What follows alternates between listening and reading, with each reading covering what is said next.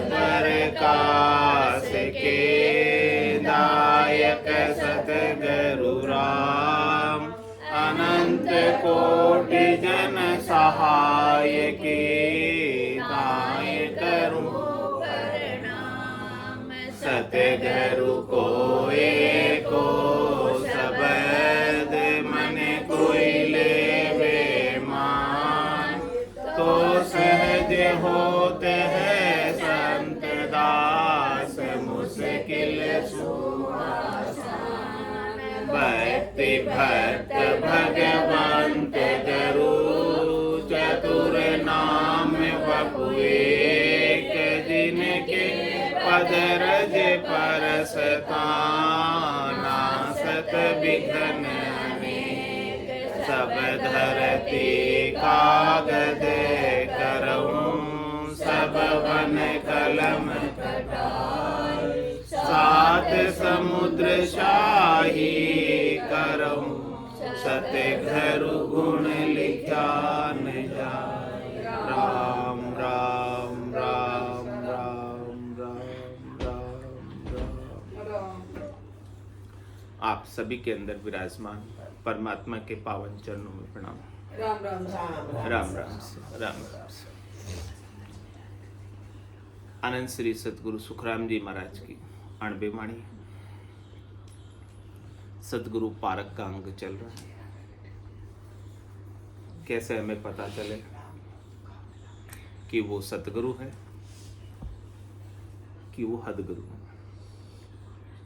सतगुरु की पहचान नहीं होने की वजह से हम हदगुरु के ज्ञान को धारण करके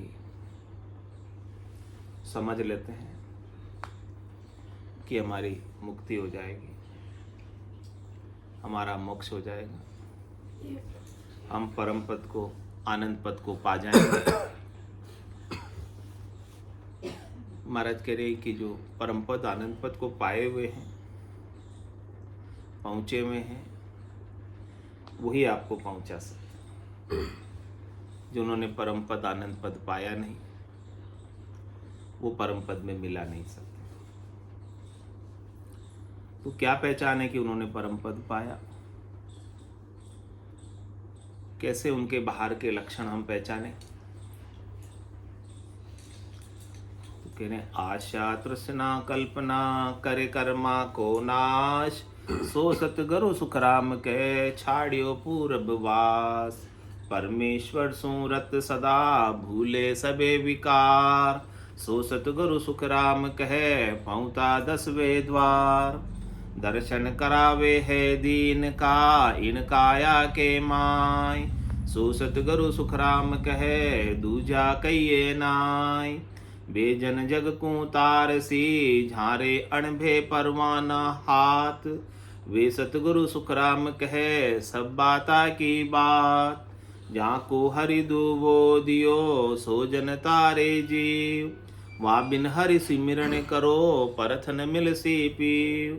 फल पावे पदवी मिले गर्भ न छूटे कोई, ओदा बिन बहु सादरे जहाँ संग मोख न हो। महाराज कह रहे हैं कि जिनकी आशा तृष्णा कल्पना और सब प्रकार के कर्मों का नाश हो गया, वही हमारी आशा तृष्णा कल्पना और कर्मों का नाश कर सकते। जिनके खुद के अभी रह रही है, वो हमारी कैसे मिटाएंगे? पहचान करो, ये पहचान। जिनकी खुद की नहीं मिटी, उनके ज्ञान को सुनकर, उनके ज्ञान को सीखकर, उनके ज्ञान को समझकर हमारी कैसे मिट जाएगी? उनका ही भ्रम नहीं गया, उनकी अज्ञानता नहीं गई, उनकी नासमझी नहीं गई, उनकी नादानी नहीं गई, उनका ही जन्मना और मरने का भ्रम नहीं मिटा, तो हमारा कैसे मिट जाएगा? उन्होंने अपने स्वरूप को नहीं पाया, उन्होंने सत को नहीं पाया, तो हमें कैसे दिलाए? जिसने स्वरूप को पा लिया, सत को पा लिया, उसकी तो आशा तृष्णा कल्पना और कोई कर्म उसके लिए बाकी रहता ही नहीं।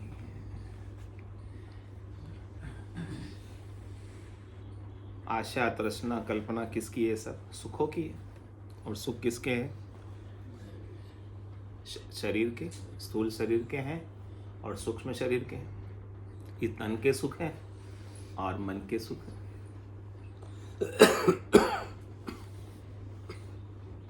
तो तन के सुख मन के सुख में ही लगे हैं, तो आत्मा का आनंद कब प्राप्त करो? स्वरूप का बोध कब करो? अभी तक तन के सुखों की और मन के सुखों की ही प्रधानता है। तन और मन से अलग आपका न्यारा, आपका निर्लेप, आपका स्वरूप है, उसका नहीं पता, उसका नहीं बोध, उसका आनंद नहीं प्राप्त। इसीलिए तन और मन के सुखों में लगे। जिन्हें स्वरूप का आनंद प्राप्त हो जाता है, जिन्हें स्वरूप का बोध हो जाता है, सत का बोध हो जाता है, उनकी तो तन और मन से सुख लेने की आशा, सुख लेने की तृष्णा, सुख लेने की कल्पना, सुख लेने का विचार और उसके लिए किए जाने वाले कर्म सबका नाश हो जाता है। यानी फिर वो कर्म भी करता है तो अपने सुख के लिए नहीं करता, अपने स्वार्थ के लिए नहीं करता, अपने तन सुख के लिए नहीं करता, अपने मन सुख के लिए नहीं करता। तन ये रह जाए, बस प्राण ये रह जाए, उसको भाड़ा देने के लिए उतना कर लेता है, न कि सुखों के लिए, न कि भोगों के लिए।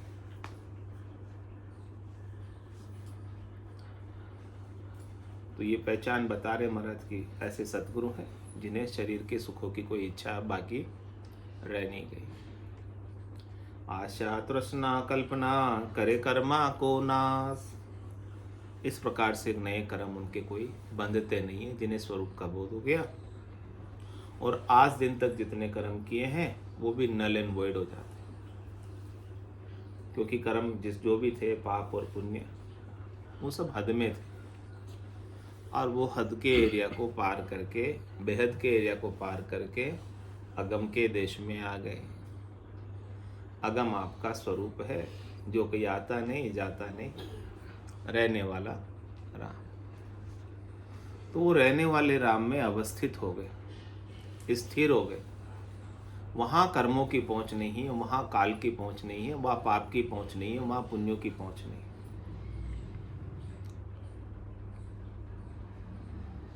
जब वहाँ पहुँचे ही नहीं है तो कर्म आपका क्या बिगाड़ेंगे? कर्म बेचारा क्या करे?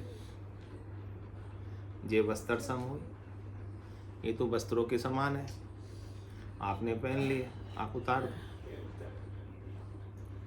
आपने ओढ़ लिए अपने ऊपर, कब ओढ़े? भ्रम में, अज्ञानता में, नासमझी में, नादानी में, सुख लेने की इच्छा से ओढ़े। अब सुख लेने की इच्छा का आप त्याग कर दें तो वो कर्मों के वस्त्र उतर गए। ये अब आपका क्या बिगाड़ेंगे? जब आपको चाहिए ही नहीं, सुख आपको चाहिए ही नहीं, तो आपको कोई क्या बिगाड़ लेगा? हाँ, मुझे किसी से सुख चाहिए और वो नहीं दे तो मेरा बहुत कुछ बिगड़ जाता है, क्योंकि सुख नहीं मिल रहा है, क्योंकि हमें इच्छा है, और हमें इच्छा नहीं है और कोई नहीं दे तो हमें क्या फर्क पड़ेगा? इच्छा हो तो फर्क पड़ता है। किसी से अपन आशा करते हैं कि हमें सम्मान दे, और वो धोख नहीं देता तो कितना अच्छा, कितना बुरा लगता है। आशा हो तो, और हम आशा ही नहीं करें कि भाई धोख दे कोई, तो बुरा लगेगा अपने। पूजित होने की आशा करते हैं अपन, बड़ा होने की आशा करते हैं, तो फिर हमें निराशा हाथ लगती है। तो महाराज कह रहे हैं कि वो सम्मान से, मान से, अपमान से सबसे परे हो जाते हैं, न्यारे हो जाते हैं। उन्हें कोई तृष्णा ही नहीं है, उन्हें कोई लोभ ही नहीं है, उन्हें कोई लालच ही नहीं है। वो जीते भी हैं, कुछ करते भी हैं तो अपने लिए नहीं, औरों के।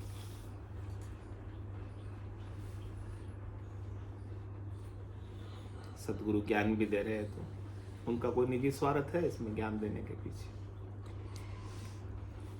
जीवों के कल्याण के लिए। आशा तृष्णा कल्पना करे कर्मा को नाश, सो सतगुरु सुखराम के छाड़ियो पूरब वास। वही सतगुरु है जिसने पूरब का वास छोड़ा और पिछम का वास प्राप्त किया। शंखनाल का रास्ता छोड़ा। शंखनाल का रास्ता किसका है? आने का रास्ता। बंकनाल का रास्ता कौन सा? जाने का रास्ता। शंखनाल से जीव आया। बिंद कहाँ था? ब्रकुटी में। त्रिकुटी में बिंद था, वहां से ये उतरकर माता के गर्भ में आया। ये पूरब का रास्ता, शंखनाल का रास्ता। तब उसके आने का अब कोई काम नहीं रहा, आने का अब कोई उसका प्रयोजन नहीं रहा।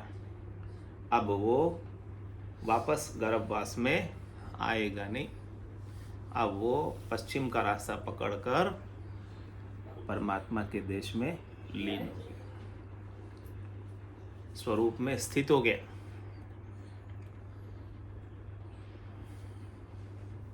किसी भी योनि में अब जाने की उसकी अपेक्षा नहीं रही, आवश्यकता नहीं रही। आवश्यकता कब तक थी?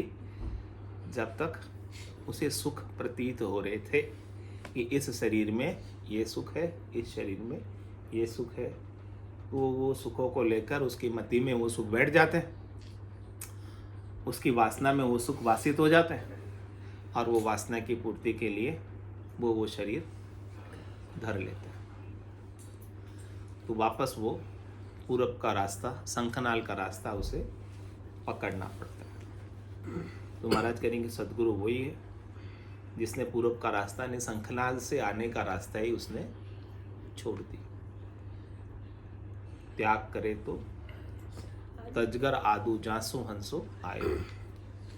उस आदूगर को छोड़ जहां से आने की रीत है, जिस कारण से तू आ गया, इस सुख लेने की इच्छा से तू आ गया, जिस कर्ता भाव से तू आ गया, जिस करने कराने के लिए तू आ गया, त्याग ही करना है तो उसका त्याग कर और ऐसे घर को प्राप्त कर जो कहीं आता नहीं और जो कहीं जाता है। वो नीच घर है, वो अकर्ता पद है, वो स्वरूप बोध है।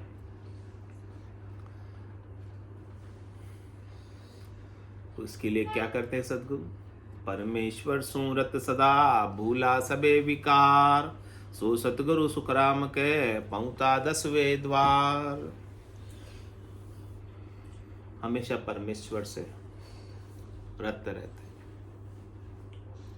उनकी सुरता, उनका ध्यान, उनकी निरता, उनकी बुद्धि, उनका चित्त, उनका मन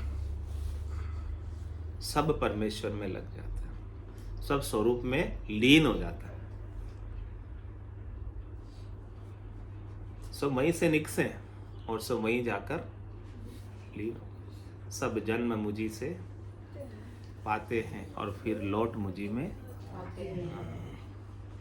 ये सब पसारा हुआ ना, स्थूल शरीर का, सूक्ष्म शरीर का, कारण शरीर का, महाकारण शरीर का, सब यहीं से हुआ है पसारा। अब इनको क्या कर देना है? सबको स्वरूप में वापस समेट लेना है, परमेश्वर में लीन कर देना है, क्योंकि इनका कोई अस्तित्व नहीं है। ये थोड़े समय के लिए प्रतीत हुए थे, थोड़े समय के लिए दिखाई दिए थे। ये माया मात्र थे, कल्पना मात्र थे, जो किसी समय होता है और किसी समय नहीं होता है। वो सत्य होता है? नहीं होता। सत्य तो हमेशा रहता है। ऐसा नहीं कि कब है कब नहीं है। जो कब है कब नहीं है वो असत। तो जो कब है कब नहीं है उसके अंदर आपको रत रहना है।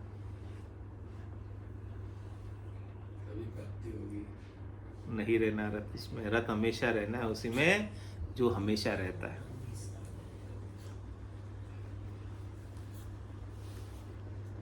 रहने वाले में रत रहना, नहीं रहने वाले में रत हम सब रहते हैं, लेकिन नहीं रहने वाले में रत रह के आपको क्या मिल जाएगा? क्या सुख मिलेगा? परदेसी की प्रीत जामे क्या सुख पासी, 4 दिन परदेसी रहेगा, 4 दिन बाद अपने देश चला जाएगा, उससे तू क्या सुख ले लेगा?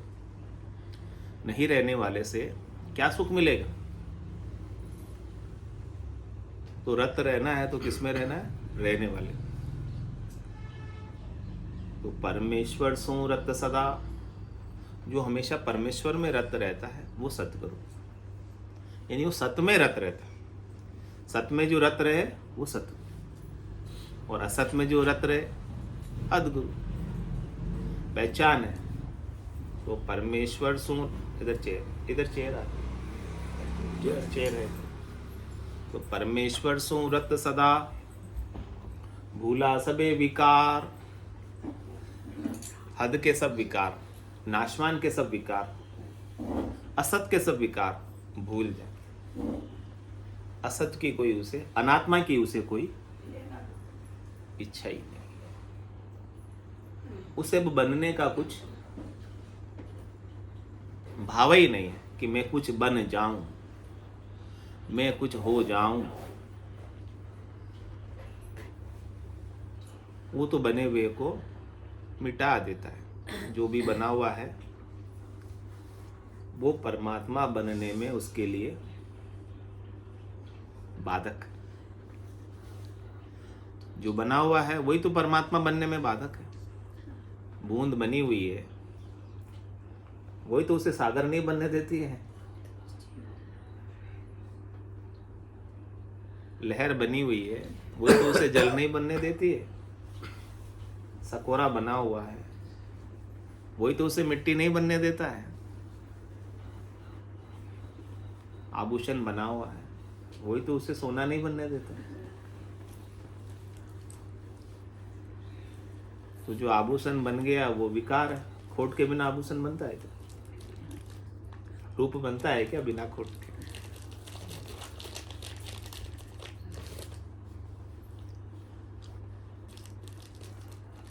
तो बने हुए को मिटा देते हैं। बनने का प्रयास सारा खत्म। जब सारा बनने का प्रयास खत्म हो जाएगा तब आप क्या बन जाओगे? परमेश्वर बन जाओ, परमात्मा बन जाओ। परमात्मा के अलावा जो कुछ आप बनने का कोशिश करो ना, वो टिकेगा नहीं, रहेगा नहीं। कुछ भी बन जाओ, चाहे प्रधानमंत्री बन जाओ, हमेशा रह जाओ? नहीं रहोगे, उतरना पड़ेगा, नहीं तो उतार देंगे।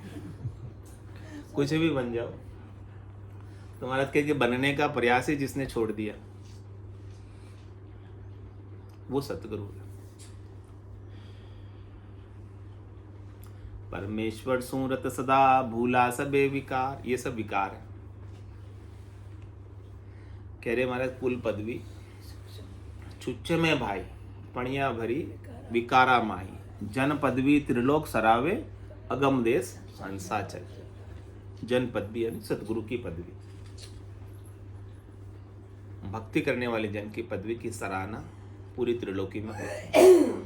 पहला लाभ ये, और दूसरा लाभ ये कि जो इस जन पदवी को धारण करता है वो अगम देश की प्राप्ति करता है, यानी स्वरूप में स्थित हो जाता है।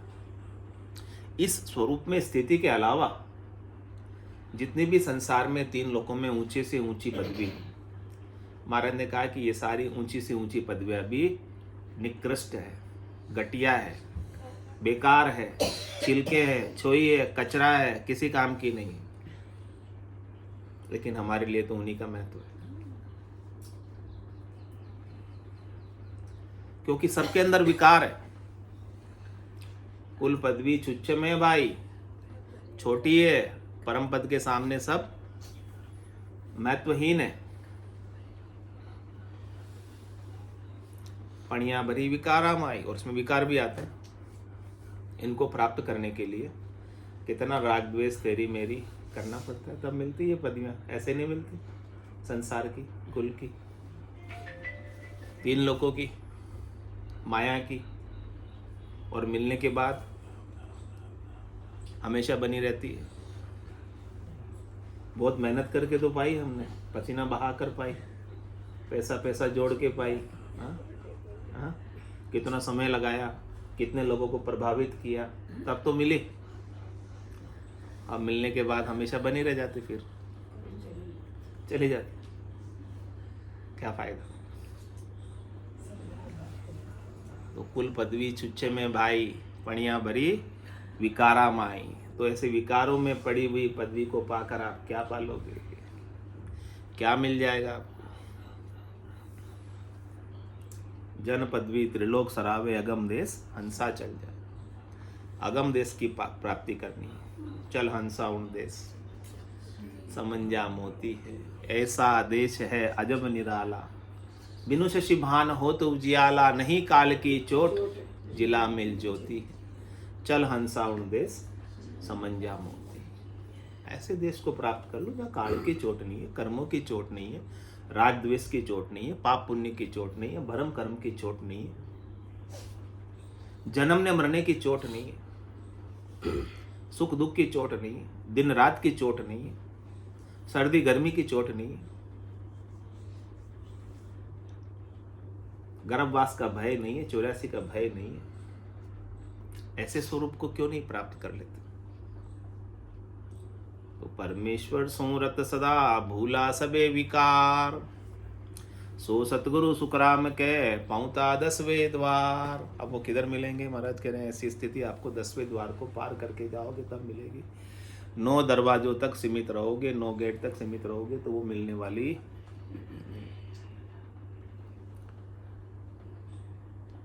2 कान,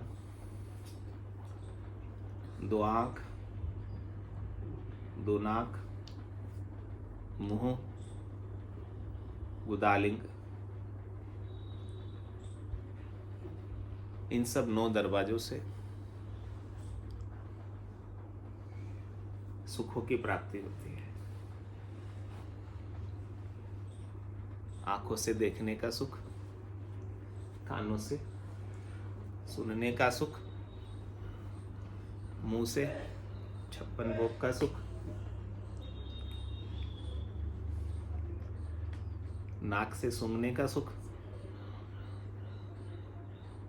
गुदा और लिंग से भी सुख की प्राप्ति होती है। जब मल और मूत्र का त्याग करते हो कितने हल्के हो जाते हो, नहीं हो जाते? वहां से भी सुख की प्राप्ति। तो ये 9 दरवाजों से ये सब सुखों को लेने में सब जीव लगे हुए 9 दरवाजों, लेकिन 10वें को कोई नहीं खोज रहा। जहाँ अखोट सुख है, अगाध सुख है, अनंत सुख है, अपार सुख है। कह रहे अपनी चित्त की वृत्ति को, अपनी ऊर्जा को इन 9 दरवाजों में खर्च करने की बजाय 10वें पर केंद्रित करो।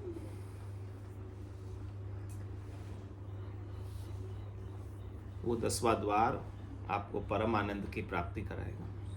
9 दरवाजे तो सबके खुले ही हुए हैं, इनको क्या खोलना? खोलो 10वां। संसार का ज्ञान तो सबको प्राप्त ही है, इसे क्या प्राप्त करना? प्राप्त करो परमात्मा का, स्वरूप का। सद्गुरु उसी के लिए, स्वरूप का ज्ञान कराने के लिए। 9 दरवाजों का, शरीर का, संसार का ज्ञान तो बताने वाले बहुत है। वो तो पशु भी प्राप्त कर लेते हैं 9 दरवाजों की सुख। 9 दरवाजों से सुख पशु भी प्राप्त करते हैं कि नहीं करते हैं? सारे पशु करते हैं, लेकिन पशु को 10वें की कहाँ पता? केवल मनुष्य को पता हो सकती है, वो भी सतगुरु बताए तब, उसके बिना नहीं होती। तो 9 पर तो सब पहुंचे हुए हैं। अब 9 को छोड़कर 10वीं 10दा भेद भगत यू लीजिए, आन देव बदला में दीजिए। ये 10दा भक्ति है, 9दा के ऊपर है। इसका भेद उसे ही मिलता है जो आन देव को दे देते हैं। आन देव को, आन देव से मिलने वाले सुख, यानी अनात्मा से मिलने वाले सुख, शरीर से, संसार से, इंद्रियों से, वस्तुओं से, व्यक्तियों से, सब आन देव है। इनसे मिलने वाले सुख आप बदले में दोगे तो आपको 10दा भक्ति का भेद, सद्य सुख लील विलास आनंद प्राप्त हो जाएगा। आप 9 में ही रत रहोगे तो 10दा भेद नहीं मिलेगा। 3 लोक सुभया उदासी, जे जन अमर लोक का वासी। अमर लोक का वास उन्हें प्राप्त होता है जो 3 लोकों के सुखों से उदासीन हो जाते हैं। मृत्यु लोक के सुख, नरक के सुख, स्वर्ग के सुख, इन सब से जो उदासीन हो जाता है। वैकुंठ के सुख, कर्ता होने के सुख, इन सब सुखों से जो उदासीन होता है, यानी जो धारा में नहीं बहता इन सब सुखों की, इन सब सुखों की धारा आपको 84 की काली धार में बहाती है। तो आपको क्या करना है? तटस्थ होना, यानी धारा में नहीं बहना, यानी तट पर रहना। ये सुख आपको बहाने का प्रयास करेंगे, ये सुख आपको उलझाने का प्रयास करेंगे, फंसाने का प्रयास करेंगे, क्योंकि माया बड़ी बलाई। दाऊदे पकड़े आई, निर्गुण भक्त करे जा जन के जा माया चलावे। कहीं एक बस करे जन को और कहीं एक बस हो ही जाए। प्रयास इनका माया का आपको यहीं अटकाने का, यहीं रोकने का रहता। लेकिन आपको तटस्थ होना है, आपको समझना है कि ये मेरे लिए उपयोगी, मेरे कल्याण में बाधक है, मेरे हित के लिए नहीं है, मेरे अहित के लिए। अब आप अपना हित चाहते हो कि अहित चाहते हो?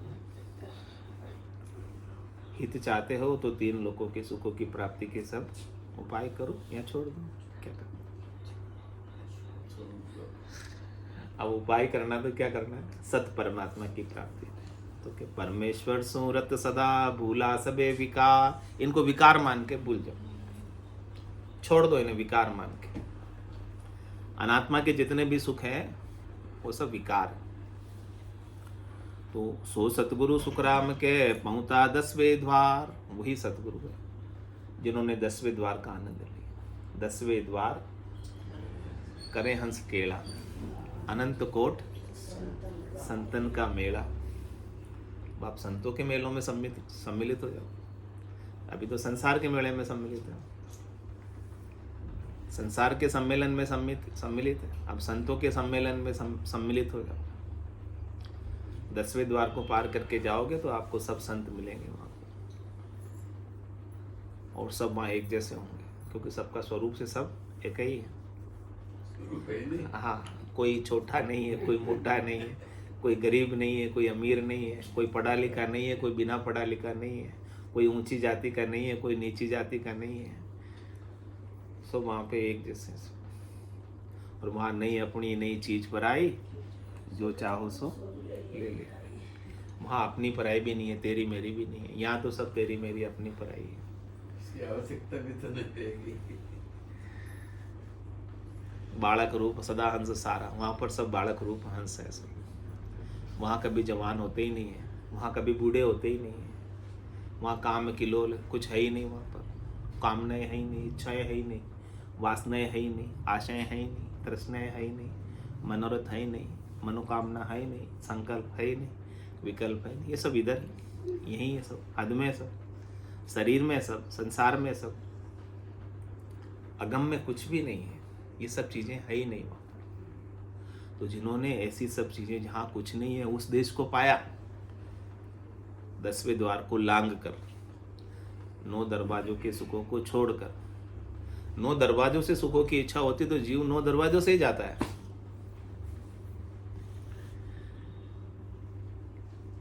और जो 9 दरवाजों के सुख छोड़ता है वो 10वें से जाता है।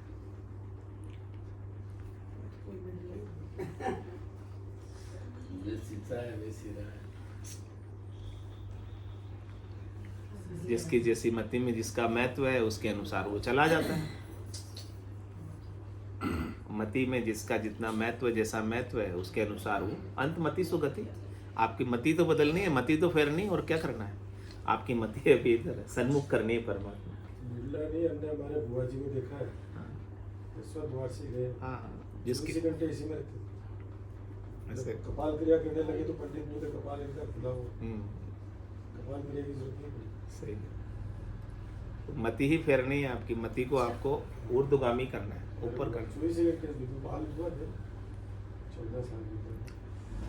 इसी में तो ऐसे यदि आपकी चित्त की वृत्ति, आपकी सारी एनर्जी ऊर्ध्वगामी हो जाए, आपकी सारी ऊर्जा ऊपर की ओर बढ़े, नीचे की ओर नहीं खर्च, इसको ऊपर की तरफ उठाओ, ब्रह्म ज्ञान की तरफ उठाओ, स्वरूप की तरफ उठाओ। छोटा सा प्रश्न है, लेडीज को जब आप दाग में जलाते हो तो उनके क्या पहले बाल हटाते हो कपाल क्रिया करने के लिए? कैसे पता चला कि बाल तो उनका जल जाते हैं ना। जल जाते हो, तुरंत जल जाते हो। जलने के बाद में कपाल क्रिया करते हैं, बांस लगेगी बाल जल जाते हैं ना फिर। तो वहाँ पे बाल पहले खुला हो। वो तो मतलब अंत समय में भी उनको पूछा भाई आपके क्या चल रहा है, तो वो राम राम चल सब रहा जल है। जाएगा। ओम ओम में राम राम। तो उनका 9 दरवाजों से आसक्ति नहीं होती। 9 दरवाजों से जो भी जीव जाता है उसको जम कर्मों का हिसाब किताब कराने लेकर जाता है। और जो 10वें से जाता है, जिसका चित्त जीवन भर 10वें में लगा रहा, वही 10वें से जाएगा, वही 10वें में जाएगा। जिसका चित्त 9 में लगा रहा, जिसकी वृत्ति 9 में लगी रही, वो कैसे जाएगा 10वें? जिसने सदगुरु से 10वें का बोध लिया, 10वें का ज्ञान लिया, 10वें, वही 10वें से जाएगा। बाकी कैसे? जिसको ज्ञान ही नहीं, 10वां खुला ही नहीं, 10वां तो बंद है, समझते ही नहीं है 10वें के बारे में, तो कौन समझते? वो तो सदगुरु ही बताते हैं कि 10वां भी है हमारे अंदर द्वार। हमारे सब हंसते थे उनको, हाँ, बातें करते थे, सब हंसते थे। तो ये मेरा रात को बैठी बैठी ये करती थी। पढ़ती रहती थी। तो सदगुरु की पहचान है कि वो हमेशा 10वें में रत रहते हैं। उनकी सुरता, उनका ध्यान, आसन हमारा गगन मंडल में, रहूं जगत के माही, मेरे को मेरा जन जाने, औरा को गम नाय। जिन्होंने ऐसे सदगुरु के स्वरूप बोध के ज्ञान को धारण किया, वही उन्हें जान पाते हैं। बाकी तो सब हंसते हैं, जैसे आप कह रहे हो, सब हंसते हैं। जो नहीं जानते वो तो हंसते ही हैं। हाँ, मजाक में। हाँ, उनको क्या पता कि ये स्थिति क्या है? वो तो सब संसार की स्थिति जानते हैं ना। वो तो और बल्कि कहते हैं पागल है, ऐसे कहते हैं। संसार वाले उसमें इंटरेस्ट ही नहीं लेते। हाँ, वो समझते ही नहीं ना, संसार वाले समझते ही नहीं है उस स्थिति को, उसको जानते ही नहीं है, इसीलिए ऐसी स्थिति होती है। बोलो राम सद्गुरु देव जी महाराज ने, धन्य हो, धन्य हो। परम दयाल सद्गुरु सुखराम जी महाराज ने, धन्य हो, धन्य हो। अनंत श्री सद्गुरु सुखराम जी महाराज के ज्ञान सत्स्वरूप भगवान ने, धन्य हो, धन्य हो। केवली भगवंता ने, धन्य हो, धन्य हो। जीवा तारण जहाज ने, धन्य हो, धन्य हो। मोक्ष के मालिका ने, धन्य हो, धन्य हो। अनंत कोटि संतान ने, धन्य हो, धन्य हो। राम सभा में राम राम सा राम राम सा राम राम।